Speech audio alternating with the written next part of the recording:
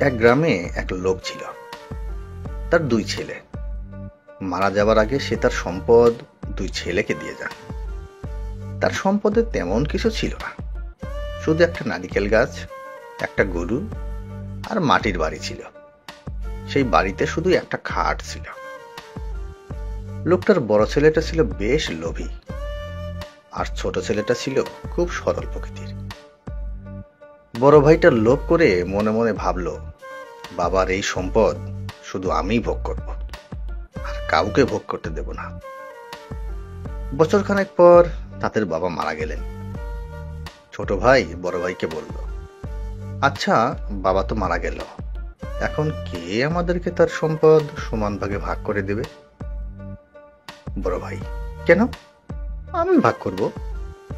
ভাই, তুই পারবি? কেন পারবো না, অবশ্যই পারবো। তাহলে তুই ভাগ কর। ঠিক আছে। বাবার যে নারিকেল গাছটা আছে সেটার নিচের দিকের অংশ তুই নে, আর উপরেরটা আমি নেই। গরুর মাথার দিকটা তুই নে, আর পিছনেরটা আমি নেই। আর বাবার খাটটা তো ছোট, আমি রাতের বেলা নেই, আর তুই দিনের বেলায় নিস। ঠিক আছে? ছোট ভাই, আচ্ছা। ছোট ভাইটা তার ভাইয়ের কুবুদ্ধি বুঝতে পারল না, তাই সে খুশি হয়ে তার কথা মেনে নিল। কিছুদিন পর সে বুঝতে পারল যে তার ভাই তাকে বোকা বানিয়েছে। তাকে গাছের নিচের অংশ দেয়া হয়েছে, কারণ গাছের নিচের অংশে ফলমূল কিছুই হয় না, বরং তাকে শুধু নিয়মিত পানি দিতে হয়। গরুর সামনের অংশ থেকে দুধ পাওয়া যায় না, বরং গরুকে ঘাস খাওয়াতে হয়। আর দিনের বেলা বিছানায় শুয়ে কোনো ঘুম আসে না, তাই তাকে দিনের বেলা বিছানা ব্যবহার করতে দেওয়া হয়েছে।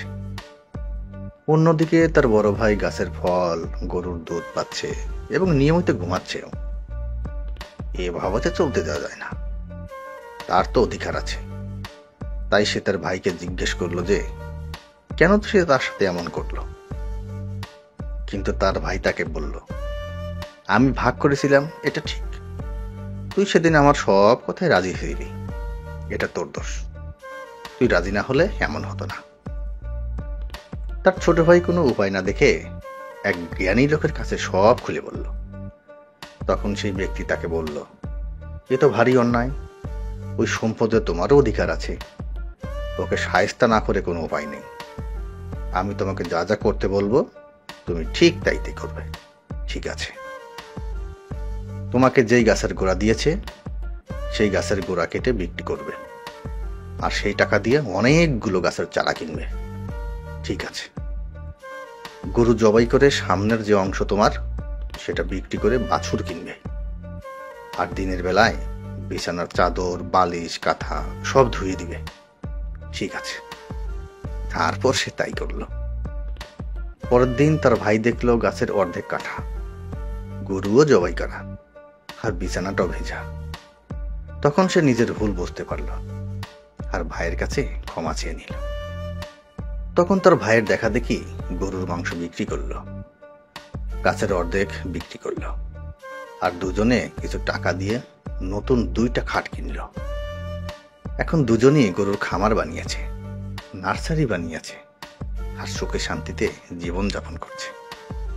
শিক্ষা: কখনোই ভাই বোনের সাথে বেইমানি করতে নেই, করলে কখনোই সুখী হওয়া যায় না।